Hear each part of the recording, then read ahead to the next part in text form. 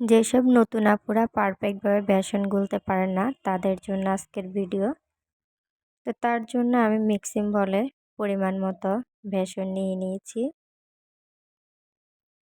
তারপরে আমি খাবার সোডা অ্যাড করব, 1 চিমটি খাবার সোডা এবং পরিমাণ মতো লবণ দিয়ে নিচ্ছি। এখানে আমি হাফ চামচের মতো সোডা ব্যবহার করেছি। তো এখন একটু একটু করে পানি অ্যাড করব এটাতে। একসাথে অনেকগুলো পানি দেওয়া যাবে না, কারণ এই মিক্সটা অনেক পাতলা হয়ে যাবে। তখন আমরা এটা দিয়ে আলুর চপ বা বেগুনি যেটাই বানাই সেটা পারফেক্টভাবে হবে না। তার জন্য প্রথমে একটু একটু করে পানি অ্যাড করতে হবে। বেশি পাতলাও করা যাবে না, আবার বেশি ঘনও করা যাবে না। এরকমভাবে আমি বেসনটাকে গুলিয়ে নিব।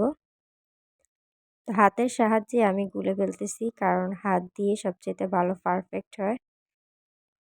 এইভাবে সুন্দর করে হাতের সাহায্যে স্মুথ করে নিতে হবে, যাতে ভিতরে কোনো দলা না থাকে।